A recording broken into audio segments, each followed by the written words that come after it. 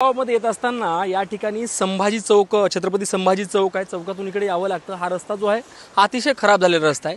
त्यासोबत जे पूल आहे, या पूल करणाऱ्या कॉन्ट्रॅक्टरचं मनापासून अभिनंदन, कारण की अजिबात पैसा जास्त लागू नये आणि अख्ख्या आपल्यालाच पैसा खाता यावं याच्या सोयीसाठी त्यांनी म्हणजे नदी जी आहे, आता पूल जो आला आहे पूल असा वरून करायलाच असतो, परंतु आमचा पूल असा केला आहे की डायरेक्ट खालून असा वर केला, म्हणजे पैसा पूर्ण 100 एक 10-5% डांबर सिमेंट टाकणं आणि कार्यक्रम संपूर्ण। परंतु हे पुलाची जी करण्याची पद्धत आहे ही 100% चुकीची आहे। नेमकी कोण पूल केला आहे काही नाही ह्याचं होईल तर, आणि हे जे नदीचं जे पात्र आहे, हे इकडं जे पात्र आहे हे पात्र हे काय झालं की भरपूर गाळ झाला आणि वरी गेलं, आणि त्यामुळे पाणी जे आहे जर ह्या नदीला जर पाणी आलं तर त्या तिकडचा आपण जे ओढा पाहिला, ड्रोनच्या माध्यमातून जो ओढा पाहिला, ह्या दोन्हीचं पाणी एक होईल आणि बऱ्याच ठिकाणी नदीचं पाणी आणि ओढ्याचं पाणी एक झाल्यामुळे जी संपूर्ण जी बसलेली घाण आहे ही घाण आपल्या घराच्या दारापर्यंत येणं, हे गोष्टी होणं, त्यामुळं आरोग्याला देखील तितकाच मोठा धोका आहे। आणि यामुळेच आम्ही गणपतीच्या माध्यमातून आमचे डॉक्टर हरीश शिंदे आणि डॉक्टर सुशील शिंदे आणि डॉक्टर सांगोळे आणि एक संपूर्ण गावकऱ्याच्या वतीनं, मंडळाच्या वतीनं उद्या आरोग्य शिबिराचं देखील आम्ही त्या गोष्टीमुळे आयोजन देखील केलेलं आहे। आणि आज सध्याच्या आपल्या समृद्ध गावाला जर आपल्याला चांगलं बनवायचं असेल, डेव्हलपमेंट गाव जर बनवायचं असेल, तर ह्या नदीचं खोलीकरण वाढवणं, इकडचा काळ इकडे ह्या बाजूला टाकणं आणि एखादा जर मोठा जर बंधारा आणि थोडंसं गावाला थोडी तटबंदी जर केली तर या गावामध्ये पाणी तर कधी कमी पडणारच नाही। आणि त्याचसोबत गावामध्ये सातत्यानं जनावरांना, ढोरांना, मुख्या प्राण्यांना पाणी पिण्यासाठी राहील। आपण इकडे पाहू शकता की ही जी परिस्थिती निर्माण झाली आहे पाण्यामुळं, याला काही प्रमाणामध्ये बदल करणं गरजेचं आहे। आणि जर या बाजूनं दोन्ही बाजूच्या जे शेतं जर पाहिले आपण, दोन्ही बाजूच्या शेताचं पिकाचं देखील प्रचंड नुकसान झालं आहे, सोयाबीनचं प्रचंड नुकसान झालं आहे। मला सांगा, एका एकरामध्ये जर आपल्याला जर उगवणी जरी करायची असेल ती 25-30 हजार रुपये खर्च करावा लागतो, आणि 25-30 हजार रुपये खर्च करून काहीच आपल्याला उरत नाही। त्यामुळे यासाठी उपाययोजना करणं गरजेचं आहे, कारण की वर्षभरामध्ये 2-3 पूर 100% येतातच। याचं जर काही नियोजन केलं नाही तर ह्या कडच्या जर शेतकऱ्याचं दरवर्षी नुकसान म्हणजे नुकसानच आहे, एकदा देखील त्यांना साथ मिळत नाही। खरंच यामध्ये नेमकं बदल नेमकं कोण करणार, याकडे कोण लक्ष देणार, हे तितकंच महत्त्वाचं आहे। या ठिकाणी देखील लक्ष देणं गरजेचं आहे। आणि जो भाग पाहिला, हा भाग अतिशय महत्त्वाचा आहे।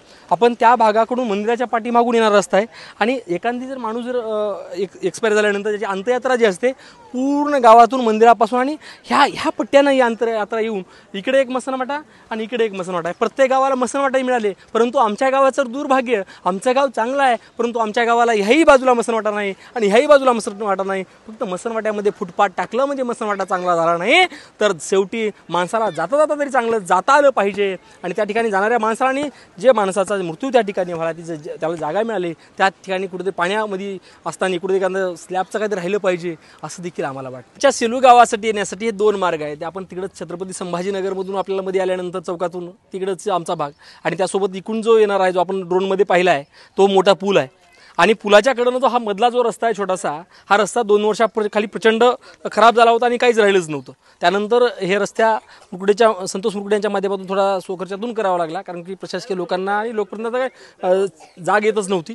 त्यानंतर आता मुख्य आपल्याला पाहायचं आहे की आपला जो मुख्य प्रश्न होता, जर या सेलूला अतिशय समृद्ध करायचं आहे, या सेलूला पाण्यासाठी सातत्यानं उन्हाळ्यातही पाणी मिळावं असं समृद्ध जर करायचं असेल, ही जी मुख्य नदी आहे, ह्या नदीच्या खोलीकरण आणि नदीला थोडी तटबंदी जर केली तर मध्ये 1-2 जर मध्ये हे झाले, बंधारे छोटे छोटे झाले, तर सातत्यानं 12ही महिने पाणी मिळू शकते, एवढी चांगल्या प्रकारची आमची नदी आहे। परंतु कालच आमच्या लोकांच्या घराघरामध्ये पाणी गेलं होतं, आणि आज जर पाहायला गेलं तर नदीच्या फक्त त्या ठिकाणी पाणी आहे। मग पाणी अडवा, पाणी जिरवा नेमकं करायचं कुठं, हा देखील तितकाच महत्त्वाचा प्रश्न आहे। आणि आपण पाहिलं की जो घनकचरा व्यवस्थापन असेल, हे पत्र असेल, हे आपला जो खांब जो आहे, खांब देखील उपटून खाली पडला, म्हणजे ते पाण्याच्या प्रवाह तेवढा मोठा होता, त्यासोबत इकडं पाणी गेलेलं आहे। आणि आमचे जे गावचं जे महारुद्र मंदिर आहे, आमच्या महाराजांनी सांगितलं की आमच्या गावामध्ये वेगवेगळ्या प्रकारचे कार्यक्रम होत असतात, ते महारुद्र मंदिर असेल, कोंडाप्पा महाराजाचं मंदिर असेल, आणि तिकडे श्रीकृष्णाचं मंदिर असेल, असं एक अतिशय गाव म्हणजे आध्यात्मिक असेल, सांस्कृतिक असेल, आणि एक सगळीकडे एक चांगलं आहे, शेती करणार आहे। आणि हे जर नदी जरी झाली, आणि तुम्हाला मी सांगितलं होतं की जी अंत्ययात्रा जी आमची निघते त्या मार्गाने जाते, ते देखील रस्ता नाही। जर आम्हाला अजून जर शेलूच्या वैभवामध्ये जर भर पडायचं असेल, हा रिंग रोड महत्त्वाचा आहे, त्यासोबत ह्या नदीचं खोलीकरण महत्त्वाचं आहे, आणि पाणी अडवा, पाणी जिरवा, म्हणजे ती जे आपण पलीकडची शेती बघितली, शेतीचं काहीच राहिलं नाही, सगळं सोयाबीन जे होतं, कापूस जे होता, कापूस अक्षरशः चकचक उठून गेला आहे। म्हणजे शेतकऱ्यानं नेमकं कसं करावं हे देखील महत्वाचं सांगितलं आपण. रस्ता आहे, हा रस्ता जो आहे तो सेलूमध्ये जाण्याचा मुख्य रस्ता आहे.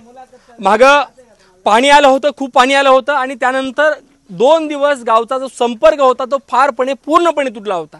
जर ह्या 2-3 दिवसामध्ये जर इमर्जन्सी बऱ्याच वेळेस असतात, मेडिकल इमर्जन्सी असतात किंवा वेगळ्या इमर्जन्सी असतात, गावाच्या बाहेर देखील निघता येईना ही परिस्थिती निर्माण झाली होती. आमचा पूल तिकडचा पूल बऱ्यापैकी आहे, परंतु हा पुला जरी पूल तिकडे असेल परंतु गावात येण्यासाठी मात्र त्यांनी सिस्टमॅटिक नियोजन मात्र केलेलं अजिबात दिसत नाही. आणि आपण त्या ठिकाणचा त्या मार्गाचा जे आपण पूल बघितला तो पूल तर अतिशय हे तर काही थोडा उचलून केलाय, तो पूल नदीच्या खोलीबरोबर असा खालून असा पूल घेतलाय. म्हणजे किती वेगवेगळ्या प्रकारचे विद्वान कॉन्ट्रॅक्टर होते. आणि आज ही रस्ता जो पाहिलाय हा रस्ता देखील अतिशय खालून आहे, खूप खालून आहे, खूप खराब रस्ता आहे. आणि हे पाण्यामुळे आज वाहून गेलाय. संतोष मुकुटेच्या माध्यमातून हा रस्ता करण्यात आला होता, परंतु जे पाणी होतं, पाण्याचा प्रवाह जास्त असल्यामुळं हा रस्त्यामध्ये देखील आता खड्डे झालेत. हा देखील रस्ता करणं गरजेचं आहे. हा रस्त्याला आता बोलताना आम्हाला सांगू लागले लोक, आता हे रस्ता करण्यासाठी वाली कोणी मिळेल का, आता बघूत आता कोण मिळते काय. आता नदीच्या जवळ जे घरं असतात ते गोरगरिबांची घरं असतात.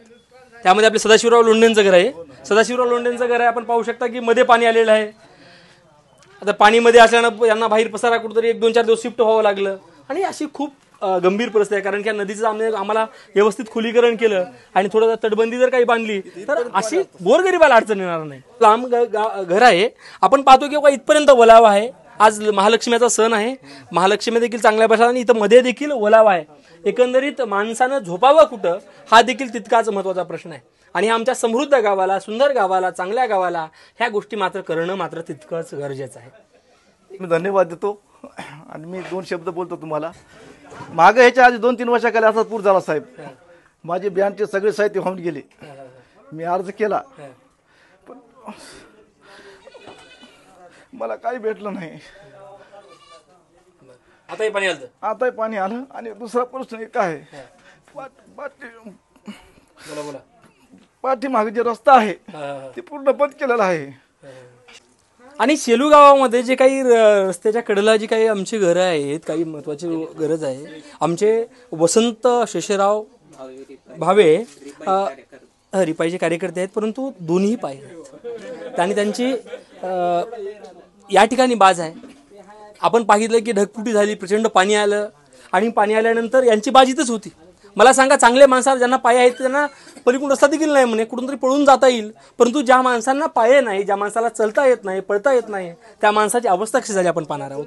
वसंतराव, काय झाली ती कशी परिस्थिती आपली पाणी आल्यानंतर आपल्याला दिलं पाणी? आम्ही झोपत होतो सर, आम्हाला काही माहित नाही. अचानक कुठलं तर इथं डोसकी इतकं पाणी होतं. बापरे. मग चिरकलो इकडे तिकडे चिरकलो, मग माणसाने उचलून नेलं, काढलं.